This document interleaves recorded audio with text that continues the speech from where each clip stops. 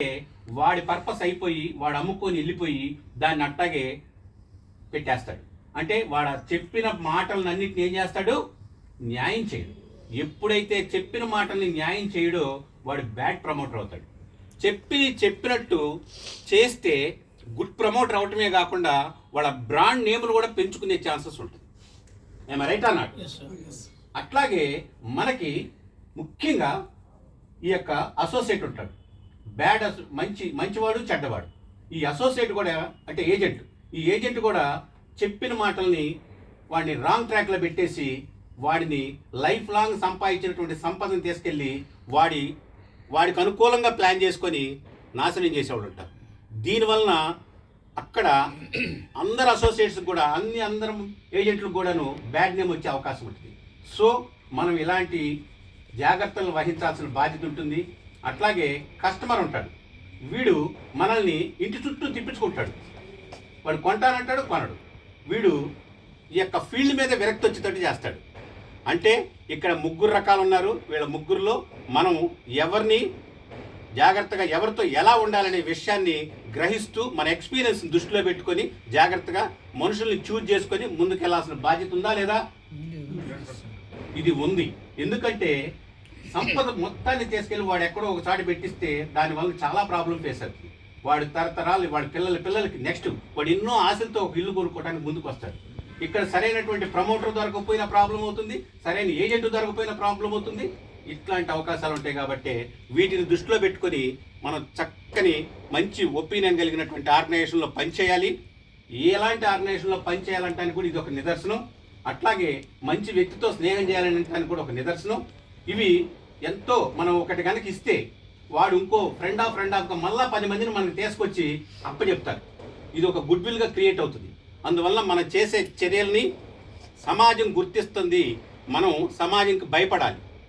మనం ఏది చేసినా తగిద్దిలే, బలం ఉంది కదా, డబ్బు ఉంది కదా, ఇట్లాంటి మన యాటిట్యూడ్ ఇదేను అని వాడు కనుక రాసుకున్నాడా వాడికి సమాజం ఏదో ఒక రోజు ఫుల్ స్టాప్ పెట్టింది. ఈ విషయాన్ని ఎవరైనా గుర్తుపెట్టుకోండి. అట్లాగే మనకి ఉన్నటువంటి సామర్థ్యం, ఇప్పుడు ఒక్కొక్క వ్యక్తికి ఎంతో పవర్ ఉంటుంది. ఆ పవర్ని యూజ్ చేసుకోకుండా ఈజీగా టైంని పాస్ చేసుకుంటూ రోడ్ల చుట్టూ తిరుగుతా ఈజీనెస్ చేసుకుంటారు. దీనివల్ల కూడా వీడికి ఏమవుతుందంటే చాలా నష్టమైపోతారు. ఇక్కడ కూడా మనం గమనించాల్సింది ఏంటంటే ఎంతో విలువైనటువంటి విషయం. ఇలాంటి ఒక ప్లాట్ఫామ్ని నిర్ణయించుకున్నామంటే మీకు ఒక ఐఏఎస్కి కానీ ఐపీఎస్కి కానీ దీంట్లో వచ్చిన రెవెన్యూ రాదు. మనం ఒక ఐఏఎస్కి ఫర్ ఎగ్జాంపుల్ జీతం ఎంత ఉంటుంది అనుకుంటున్నారు? 2 లక్షలు ఉంటుంది. ఇక్కడ మనం సామాన్యంగా ఒక ఎడ్యుకేషన్ ఉండాల్సిన అవసరం లేదు. కష్టపడే తత్వం ఉంటే చాలు. ఈ తత్వాన్ని దృష్టిలో పెట్టుకొని ఒక యూనిట్ క్లోజ్ చేస్తే 5 లక్షలు మన అకౌంట్లోకి వస్తాయి. ఒక ఐఏఎస్కి ఏమైనా వస్తున్నాయా?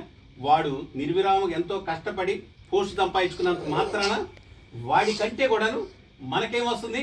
ఎక్కువ వస్తుంది. అలాంటి ప్లాట్ఫామ్ మనం సెలెక్ట్ చేసుకొని ఉన్నాం. దీన్ని చక్కగా ఉపయోగించుకుంటే ఇది అద్భుతాలు చేసుకోవచ్చు. ఒక్క యూనిట్ క్లోజ్ చేసుకొని ఒక్క అమౌంట్ అట్టా డిపాజిట్ చేసుకుంటే అది ఎవ్రీ 5 ఇయర్స్కి డబుల్ అవుతుంది. ఆటోమేటిక్గా ఒక 20 ఇయర్స్కి చాలా పెద్ద అమౌంట్గా తయారైద్ది. మన పిల్లల భవిష్యత్తును నీట్గా చక్కదిద్దుకునే ఛాన్సెస్ కూడా ఉన్నాయి ఇక్కడ. అందుకే మీరు ఉన్న అవకాశాలని మన ఫర్ ఎగ్జాంపుల్ మన కంపెనీ తీసుకుందాం. మనకి కమర్షియల్ స్పేసెస్ ఉన్నాయి, అపార్ట్మెంట్స్ ఉన్నాయి, విల్లాస్ ఉన్నాయి, ఓపెన్ ప్లాట్స్ ఉన్నాయి. ఇన్ని రకాలకు కవర్ చేస్తూ మన ఆర్గనైజేషన్ ఉంది. అన్నీ ఓన్ ఇన్వెంటరీస్ ఉన్నాయి. ఎవరికి జవాబుదారీ కాదు. ఏదైనా ఒక పని చేసామంటే హ్యాపీగా మనం నిద్రపోవచ్చు. అదే కనుక మనది కాని దాని గురించి మనం అమ్మాలని ట్రై చేస్తే ఏమవుతుందో తెలుసా?